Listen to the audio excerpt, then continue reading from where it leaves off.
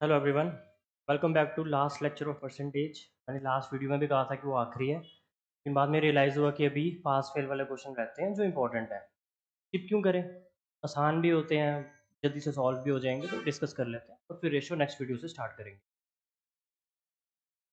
इसमें दो ही तरह के क्वेश्चन बनते हैं, या तो सिंगल कैंडिडेट बेस्ड या डबल। ट्रिपल वाला कभी एसएससी सीपीओ वगैरह या सीजीएल में पूछते हैं, जेके एसएसपी, और अगर ज़रूरत पड़ेगी तो वो मैंने बताया एक मिसलेनियस वीडियो करेंगे बाद में। जो भी इसके रिसेंटली बात नहीं हो जाएगी, वो बीच में एक आधा चैप्टर और आएगा, तो फिर इकट्ठी बाद में जो प्रैक्टिस सेशन होता है ना एक टाइप का, उसमें मैं उस टाइप का क्वेश्चन ले आऊँगा। Student required 36% marks. अब ये सिंगल स्टूडेंट बेस्ड है, तो इसमें एक ही स्टूडेंट की बात हो रही है। कह रहे हैं पास होने के लिए 36% मार्क्स की रिक्वायरमेंट है ना, to pass in an examination. तो मैं लिख लेता हूँ कि 36% हमें चाहिए ताकि हम पास हो जाएं। यानी आप कह सकते हो कि पासिंग मार्क्स जो है वो 36% रखे हैं इन्होंने, वो बैरियर। लेकिन उसके खुद के कितने आए? 24%। उसके 36% नहीं आए, उसके खुद के 24% आए, और वो फेल हो गया 18 नंबरों से। ऑब्वियस सी बात है, वो 24% ला रहा है तो वो पास तो हो ही नहीं सकता ना, उसके 12% कम है मार्क्स, अभी भी 36% अचीव करने हैं। लेकिन बोल रहे हैं कि अगर मार्क्स के लिहाज से सोचा जाए तो 18 मार्क्स से फेल हुआ, यानी उसको 18 की और ज़रूरत है ताकि वो पास हो जाए। तो जब भी वो फेल हुआ हो तो हमने उसको पास करवाना होता है। तो पास करवाने के लिए उसको 18 नंबर और देने पड़ेंगे, यानी उसमें प्लस करने पड़ेंगे। कैंडिडेट फेल हुआ है तो उसकी मदद करो, उसको नंबर दो। वो 18 से फेल हुआ है, उसको 18 नंबर दे दो। दे दिए 18 नंबर, अब पास हो जाएगा डेफिनेटली, क्योंकि 18 से ही तो फेल हुआ था, 18 की रिक्वायरमेंट उसकी पूरी कर दी, अब वो पास हो जाएगा। पास हो जाएगा यानी उसकी परसेंटेज कितनी हो जाएगी? 36, क्योंकि 36 पे बंदा पास हो रहा है, वो पहली लाइन में बता चुका है। यानी अगर उसके इतने मार्क्स हो चुके हैं तो ये 36% के ही बराबर हुए कि नहीं? ऑब्वियसली, क्योंकि अब उसको पास कर दिया हमने, 18 की कमी थी, 18 उसको दे दिए, तो उसके मार्क्स अब 36% बन जाएंगे। तो 24% यहाँ से गया, 24% यहाँ से गया, यहाँ बचा 12%। यानी 12% की वैल्यू 18। एंड में क्या पूछा? Find the passing marks. तो पासिंग मार्क्स कितने परसेंट है? 36% है ना। तो 12 से मुझे 36 पे जाना है। मेरे पास 12% की वैल्यू है, मुझे 36% की वैल्यू चाहिए। तो 12 के टेबल में 36 आता है, थ्री ज़ा, यानी यहाँ भी थ्री ज़ा। दैट मीन्स 36% की वैल्यू आ जाएगी 18 त्रिया 54। यानी पासिंग मार्क्स कितने हैं? 54। ये 54 परसेंटेज में नहीं आया, ये प्रॉपर वैल्यू है, यानी उसको 54 लाने हैं, वो पास हो जाएगा। यही क्वेश्चन में पूछा हुआ था। कैसे किया हमने? उसके खुद के आए थे 24%, वो फेल हो गया था। कितने मार्क्स से? 18 से। 18 दे दिए उसको, प्लस किया, जितने से फेल हुआ था उतने मार्क्स उसको दे दिए, पास हो गया। पास हो गया यानी उसके 36% बन गए, तो बराबर 36%। 24% वहां से गए, 24% वहां से गए, वहां बचे 12%। 12% की वैल्यू 18, मुझे 12 की नहीं चाहिए क्योंकि मेरे से पासिंग मार्क्स पूछे हैं। तो पासिंग मार्क्स तो 36% की वैल्यू से बनेंगे ना, पासिंग मार्क्स तो 36% की वैल्यू से बनेंगे। तो 12 की थी, 36 की चाहिए थी, 12 थ्री सा, तो यहाँ भी 3 से मल्टीप्लाई किया, यहाँ भी 3 से किया, 18 थ्री सा 54। 54 इस क्वेश्चन का आंसर है।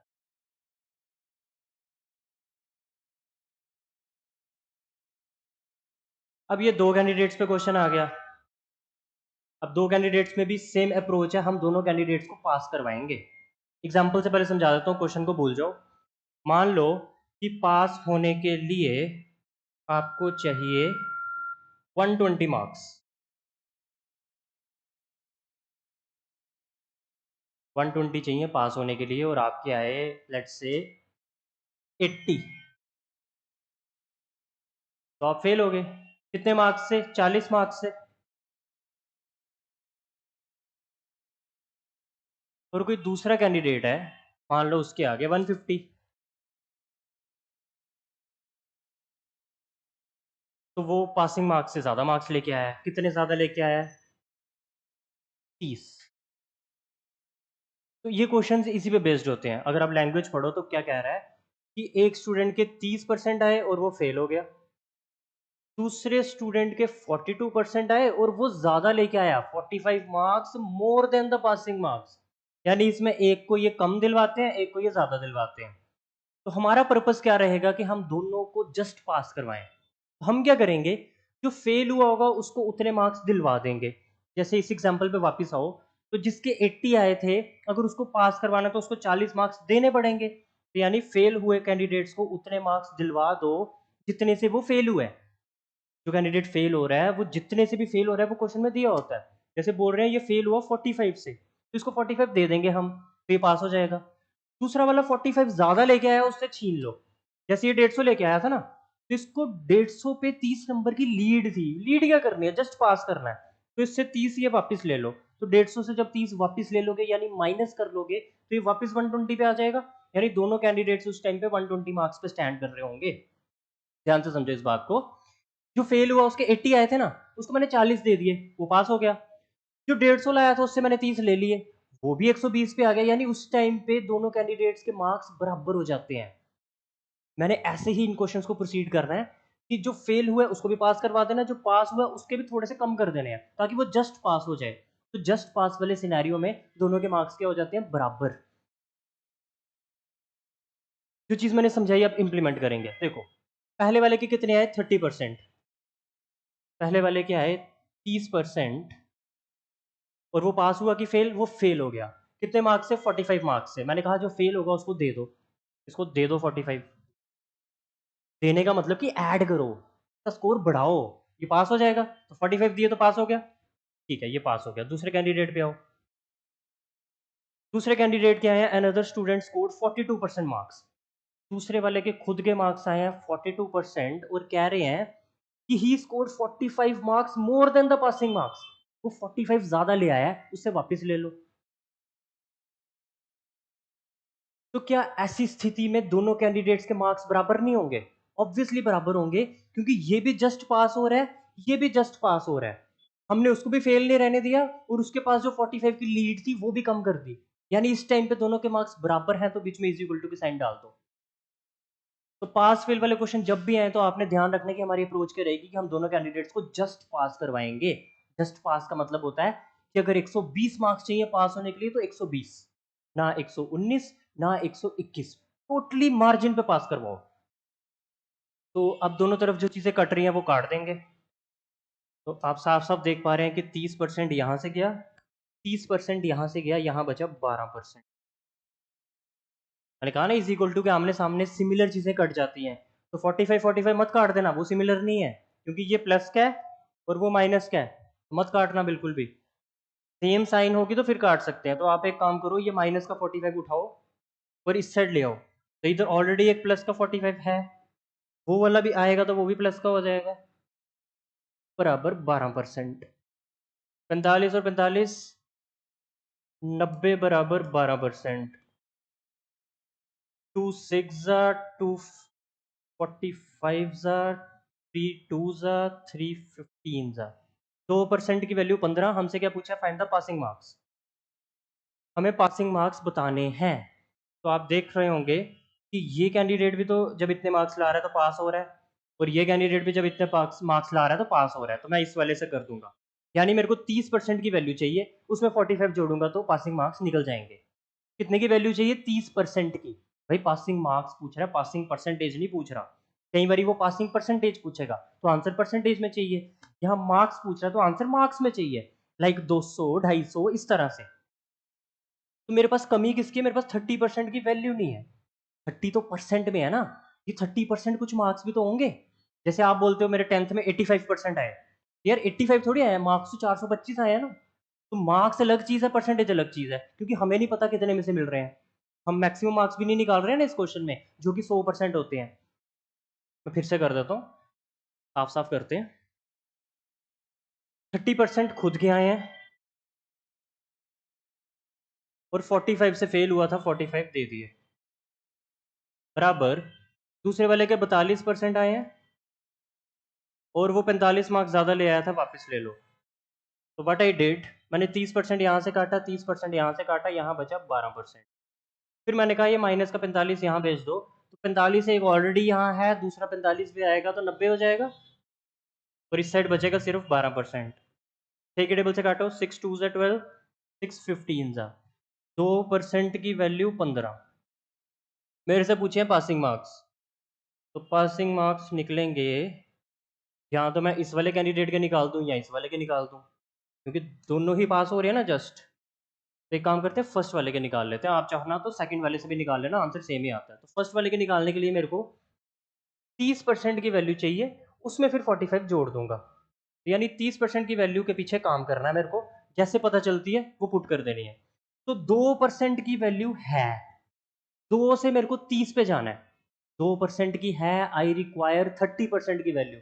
मैं पूछूं कि क्या 2 का 30 बन सकता है? आप बोलोगे आराम से 15 से मल्टीप्लाई कर लो।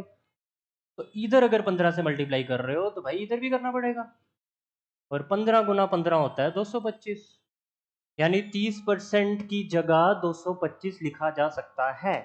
तो ठीक है, 30% की जगह 225 लिख लिया, प्लस 45 बराबर 270। 270 इस क्वेश्चन का आंसर है।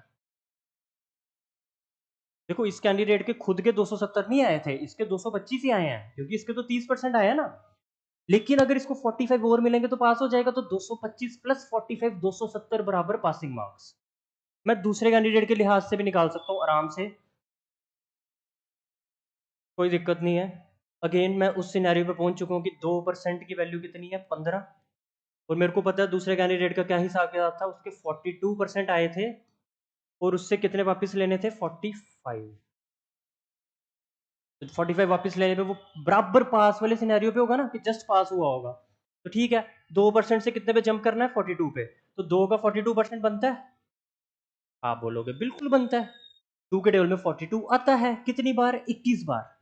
तो इधर 21 से गुना किया, तो इधर भी 21 से गुना करोगे, 21 गुना 15 315, क्योंकि 210 और 105 315, यस।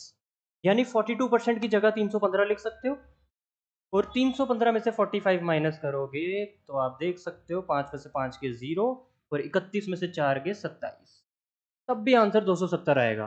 तो चाहे कैंडिडेट ए के लिहाज से निकालो, चाहे कैंडिडेट बी के लिहाज से निकालो, पासिंग मार्क्स निकालना कोई मुश्किल काम नहीं है। कल को पूछ लेगा फाइंड द टोटल मार्क्स, ऐसा भी हो सकता है कि बोले कि टोटल मार्क्स निकाल दो।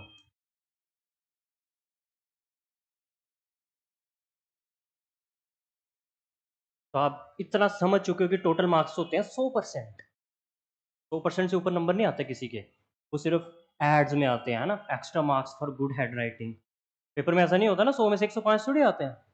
तो टोटल मार्क्स पूछे तो हमें 100% की वैल्यू निकालनी है। तो 2% की वैल्यू है 15, 2% की वैल्यू है 15, मुझे चाहिए 100% की वैल्यू। तो 2 से 100 पे कैसे पहुंच सकता हूं, यानी कि 2 का 100 कैसे बना सकता हूं, 50 से मल्टीप्लाई करके। तो वहां भी 50 से मल्टीप्लाई कर लो, तो 100% की वैल्यू आ जाएगी 15 पंजे 75, 750। तो हम पासिंग मार्क्स भी निकाल सकते हैं, हम टोटल मार्क्स भी निकाल सकते हैं, हम दोनों कैंडिडेट्स के अलग अलग से मार्क्स भी निकाल सकते हैं। जैसे मेरे को पता चला पहले वाले के कितने आए थे, 225, और दूसरे वाले के कितने आए थे, 315। दोनों की परसेंटेज तो पहले से गिवन है कि एक के 30% है और दूसरे के कितने परसेंट है, 42।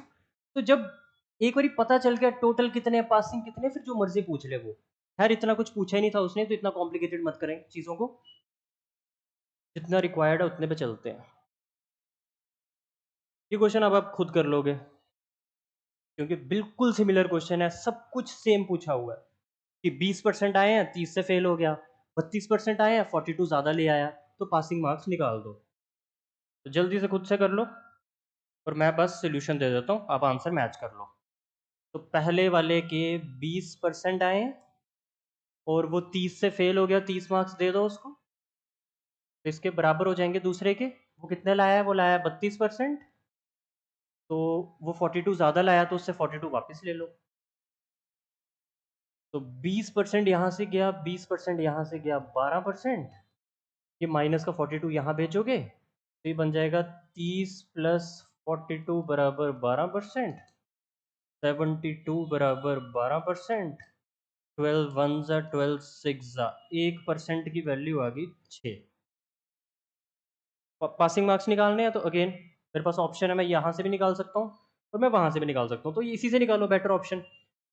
तो देखो इस कैंडिडेट के पासिंग मार्क्स अगर निकालने हैं तो कैसे बनने हैं, 20% प्लस 30, यानी 20% की वैल्यू चाहिए, प्लस 30 तो कर ही लोगे, तो 20% की वैल्यू मजे से आ जाएगी, एक की वैल्यू है और 20 पे पहुंचना है, एक से 20 पे जाना कितना ही मुश्किल काम है, 20 से मल्टीप्लाई करो, बात खत्म।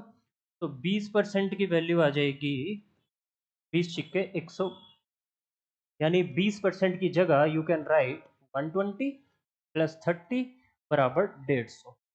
तो पासिंग मार्क्स कितने हैं जी, पासिंग मार्क्स है 150। पासिंग की पूछे है, निकाल दी है। अब टोटल वगैरह पूछेगा तो निकाल सकते हो, 100% की वैल्यू निकालनी है, तो 1% की 6 है, तो 100% की कितनी होगी 600, यानी टोटल मार्क्स पूछेगा तो वो भी निकाल सकते हैं 600, कोई मुश्किल काम नहीं।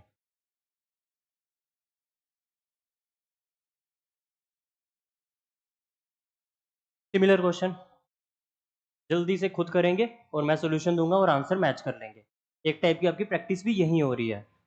तो कभी भी ये मत सोचो कि इट्स टाइम वेस्ट, जिसमें कुछ कैंडिडेट से ऐसे रिस्पॉन्स से पता चल रहा है कि वो कुछ कईयों ने लिखा था कि परसेंटेज का 1 साल तक पढ़ते रहना है, कोई बोल रहा था कि बस बस करो बहुत हो गया, परसेंटेज हो गया, अब नेक्स्ट पे चलो, सिलेबस बहुत है, पेपर आ रहा है।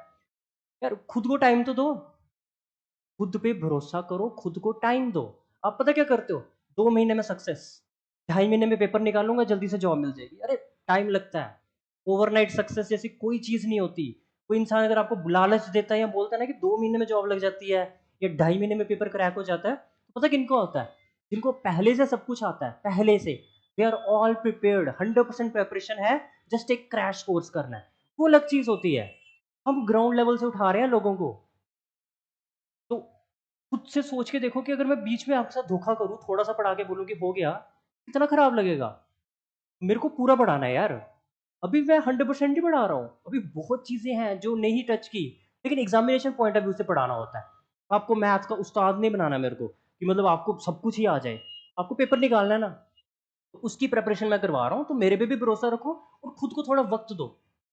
देखो कुछ नहीं, कैलेंडर नहीं आया वो आपके पास कि ये फलानी डेट को पेपर होगा जी, जेकेएसएस भी पता है आपको कैसे काम करती है, तो इतनी टेंशन नहीं लेनी है, 2-2.5 महीने काफी समय होता है, हो जाता है तब तक।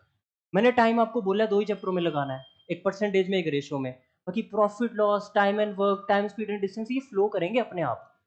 क्योंकि इनमें जब मैं बोलूंगा कि 20% का प्रॉफिट है, 120% निकाल रहा हूँ, तो आप क्वेश्चन थोड़ी करोगे कि क्यों, बिकॉज आप तब तक जान चुके होंगे इतनी बातें। तो पेशेंस रखनी है, ये नहीं बोल रहा हूँ कि साल तक मैथ पढ़ना है, लेकिन थोड़ी तो पेशेंस रखो, 6 दिन 7 दिन नहीं हुए आप ऐसे मतलब परेशान हो जाते हो कि यार, पढ़ाई से भी परेशान हो जाते हो, पढ़ाई से क्यों परेशान होना है, तो पढ़ाई की ओवरडोज से आज तक किसी का नुकसान नहीं हुआ। तो गीता के 30% आए हैं और वो फेल हो गई है, तो 30% खुद के आए हैं और फेल कितने से हुई है, 50 से, तो 50 इसको दे दो, तो इसके मार्क्स बराबर हो जाएंगे संदीप के। संदीप के आए हैं 45% और वो ज़्यादा लेके आया होगा, हाँ वो 25 मार्क्स ज़्यादा लेके आया है मिनिमम मार्क्स रिक्वायर्ड से, तो इससे 25 वापस छीन लो। तो 30% यहाँ से गया, 30% यहाँ से गया, 15%, और ये माइनस का 25 इधर भेज दो, तो 25 और 50 75 बराबर 15%।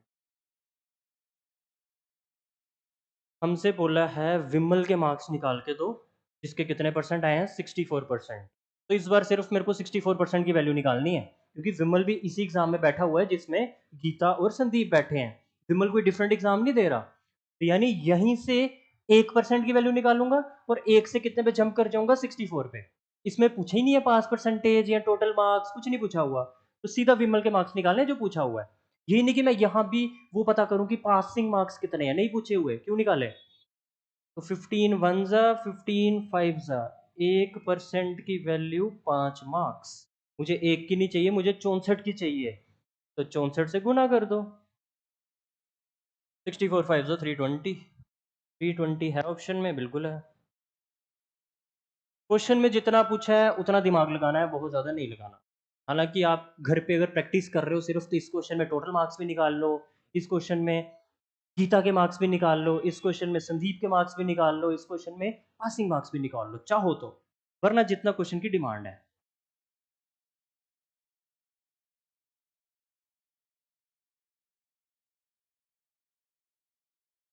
बिल्कुल सेम क्वेश्चन, बस इसमें फर्क क्या किया कि इसमें पासिंग परसेंटेज पूछ ली, इसमें पासिंग मार्क्स नहीं पूछे, परसेंटेज पूछ ली। तो परसेंटेज में आंसर देना कौन सा मुश्किल काम है, कर देंगे हम।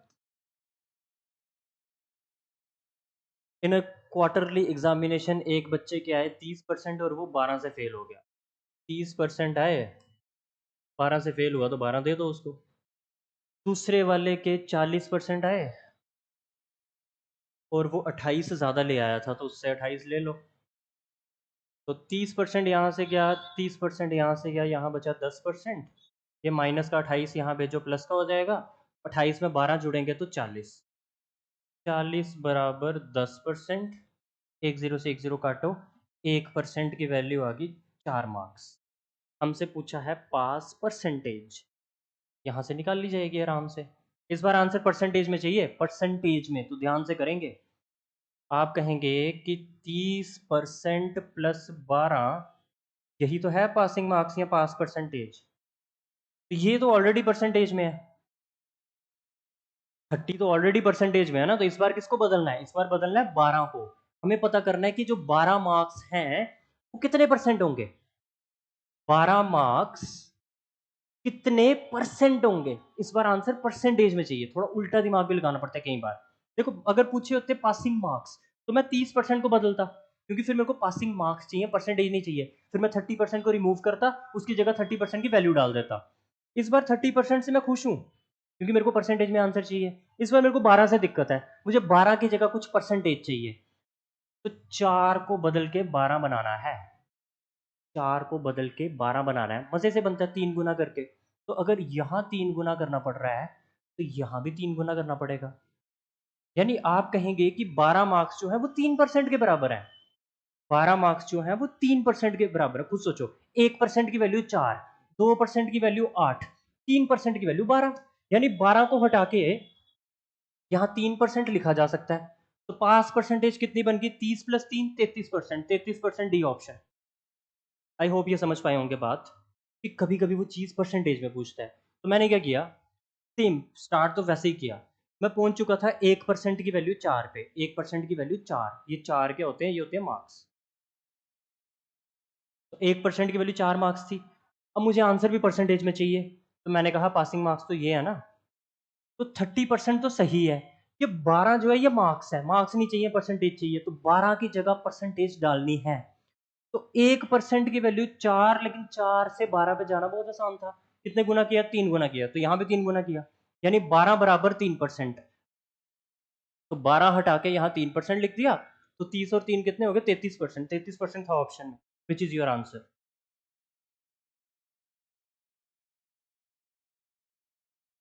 अब ये आ गया सिंगल पर्सन पे बेस्ड, इसमें दो बंदे नहीं है, इसमें एक ही बंदा है। तो ट्राई तो खुद से करनी है, और मैं सोल्यूशन अभी दे दूंगा। वीडियो को पॉज करके जल्दी से इसको खुद बनाना है और वेरीफाई करना है कि क्या हमसे हो रहा है कि नहीं। आपसे होगा, गारंटीड होगा। और अगर हो रहा है तो खुश होना है, दुखी नहीं होना है कि अब आ गया, अब आगे चलो, आगे ही चलना है। मैं रुकता थोड़ी हूँ। ये क्या मैं पहले पढ़ा चुका हूँ, आज ही पढ़ा रहा हूँ ना। मेरी रेपिटेशन तो नहीं कर रहा हूँ ना किसी चीज की, कि मैं रोज वही चीज पढ़ाया जा रहा हूँ। यार चैप्टर तो परसेंटेज है, but the topics are different. It's not like कि आज भी इनकम एक्सपेंडिचर चल रहा है या आज भी वेन डायग्राम चल रही है, ऐसा तो नहीं करता हूँ ना। तो बी पेशेंट विद मी, आपको फ्रूट्स मिलेंगे। यार भगवान भी कहता है कि मेरे पे विश्वास रखो, पेशेंस रखो। तो टीचर पे भी थोड़ा सा कर लो, और खुद पे सबसे ज्यादा। आपको खुद पे विश्वास कम होता है, अंडर कॉन्फिडेंट फील करते हो। दैट्स वाई आप थोड़ा फ्रस्ट्रेटेड हो जाते हो बहुत जल्दी। तो काम रहना है। काम इंसान की वैल्यू ज्यादा है इस दुनिया में। एम एस धोनी, फर्क ही नहीं पड़ता। ऑयन मॉर्गन, फर्क ही नहीं पड़ता। हार रहे हैं, जीत रहे हैं, बरी नहीं होती इनके चेहरे पे, और बहुत ज्यादा खुशी भी नहीं होती। वो बैलेंस्ड रहते हैं। मतलब अगर रिजल्ट अपने फेवर में आया तो बहुत ज्यादा खुशी नहीं मनानी, रिजल्ट अपने फेवर में नहीं आया तो बहुत ज्यादा दुख नहीं मनाना है। इससे आप अगर बहुत स्टेबल रहोगे तो आपका क्रिटिसिज्म कम होगा, बजाय इसके कि आप एक दिन तो पटाखे चला रहे हो, दूसरे दिन आप टीवी फोड़ रहे हो। हमारे इंडिया में क्रिकेट को लेके यही सब होता है, कि एक दिन पाकिस्तान को हरा दिया तो we are very happy, we are over the moon, Hardik Pandya हमारे लिए भगवान बन जाता है। अगले दिन वही हार्दिक पांड्या को हम गालियां देते हैं, जैसे अभी हम केएल राहुल को दे रहे हैं। तो आपको थोड़ा सीखना है इन सब चीजों से यार। जो दुनिया कर रही है, गलत कर रही है, वो आपको नहीं करना है। आपको अपना करेक्टर, जो बोलते हैं ना, करेक्टर अच्छे से बिल्ड करना है। आने वाला यूथ हमारा सही तगड़ा होना चाहिए। पुरानी जनरेशन में जो प्रॉब्लम्स हैं सो हैं, नई वाले में वो नहीं होनी चाहिए।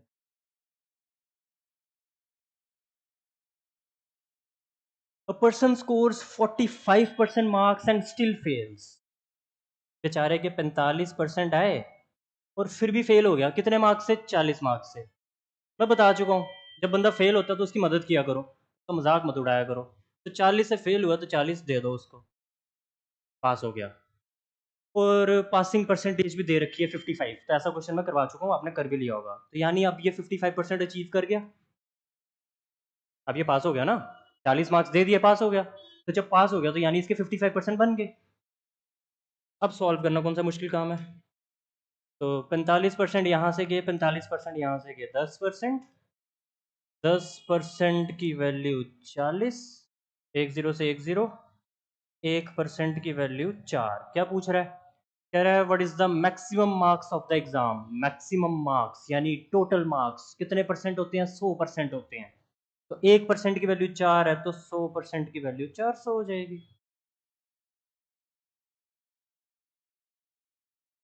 तो चैप्टर कोई टफ है ही नहीं, these are very easy questions. But कई बार क्या होता है, हम लैंग्वेज के हेर फेर में फंस जाते हैं। जैसे यहाँ इसने वर्ड यूज किया मैक्सिमम मार्क्स। यार मैक्सिमम मार्क्स टोटल मार्क्स ही तो होते हैं। मैक्सिमम यानी कि उससे ज्यादा हो ही नहीं सकते। तो जितने में से नंबर मिल रहे हैं वही तो मैक्सिमम मार्क्स है। मैं आपसे पूछूं आप मैक्सिमम मार्क्स कितने ला सकते हो किसी भी एग्जाम में, तो आप बोलोगे भाई जितने का पेपर है उतने तो ला ही सकते हैं। जैसे सब इंस्पेक्टर का 150 का पेपर है, तो आप बोलोगे मैं 150 तो ला ही सकता हूँ। सिमिलरली मैक्सिमम मार्क्स अगर पूछे कोई, तो वो उतने जितने का वो टोटल पेपर है। तो मैक्सिमम वर्ड भी लिख सकता है वो टोटल भी लिख सकता है, एक ही बात होती है। तो टोटल मार्क्स कितने परसेंट होते हैं? 100%। 1% की वैल्यू 4 थी, 100% की वैल्यू 400 आ गई। तो we have done this question and I don't think इसके बाद कोई क्वेश्चन है अपने पास। हाँ, तो पास फेल वाले क्वेश्चन भी खत्म हो गए। अब डेफिनेटली हम रेशो स्टार्ट करेंगे, बिकॉज अब कुछ नहीं बचा है। तो नेक्स्ट वीडियो में मिलते हैं इसी उत्साह और उमंग के साथ। रुकने नहीं देना, अपना एंथुसियाज्म नहीं कम होने देना। मतलब कि एक चैप्टर आ गया तो हम बादशाह नहीं बन गए, हमें और सीखना है और सीखना है और सीखना है, सीखते रहना है। तब तक सीखना है जब तक हम प्रो प्लेयर ना बन जाए। सिर्फ VLW थोड़ी एग्जाम है एक, और बड़ी अपना लेवल बढ़ाओ ना यार। क्यों लेवल 2 की जॉब करनी है? अगर आप जस्ट ग्रेजुएट हुए हो तो थोड़ा एम्बिशन हार्ड रखो, थोड़ा एम्बिशन हाई रखो। पहले ही आप हार मान जाओगे कि मेरे को छोटा एग्जाम करना है, यार लोगों की बातें नहीं सुननी कि सरकारी नौकरियां नहीं मिल रही, ये नहीं मिल रहा। सब कुछ मिल रहा है, उनको मिल रहा है जो डिजर्व कर रहे हैं। तो डिजर्विंग बनो, फिर देखो सब कुछ मिलेगा। ऐसे लोगों की मत सुनना कि वो बोलते हैं आजकल नौकरियां कहाँ रखी हैं। यार लगते हैं ना लोग। अगर आप लोगों को सच में देखो तो लोग बैंक में काम कर रहे हैं, लोग सरकारी ऑफिस में भी काम कर रहे हैं, लोग UPSC भी क्लियर कर रहे हैं, कर ही रहे हैं लोग। ऐसा नहीं है कि लोगों के एग्जाम ही नहीं निकल रहे, लोग रेलवे में भी जॉब कर रहे हैं। But no doubt vacancies have reduced, but that doesn't mean कि आजकल गवर्नमेंट एग्जाम्स हो ही नहीं रहे। हाँ, हमारी यूटी का थोड़ा हाल खराब है, बट ये भी सुधरेगा। आने वाला टाइम सुधरना ही है, खराब नहीं होगा। और इससे वर्स्ट क्या ही होगा यार, 6-6 साल से कोई रिक्रूटमेंट ही नहीं हुई है। जस्ट एक पंचायत का पेपर ढंग से हुआ, और क्लास 4 का थोड़ा बहुत, और एक JK बैंक का, जिसमें जिन्होंने 50-50 हज़ार वैकेंसीज इन्होंने प्रॉमिस की हैं, तो अभी कम से कम 5,000 भी फिल नहीं हुई है ढंग से। तो टाइम दो, जितनी वैकेंसीज हैं ये फिल तो होनी ही है। आदमी ही लगने हैं यहाँ पे, डमीज तो लगेंगे नहीं। मेहनत करो बस, अपना लेवल बढ़ाओ, देखो कैसे अपने आप आपको जॉब मिल जाएगी अपने आप। बस उस लेवल के डिजर्विंग कैंडिडेट बन जाओ। तो नेक्स्ट वीडियो में मिलते हैं, till then it's good bye.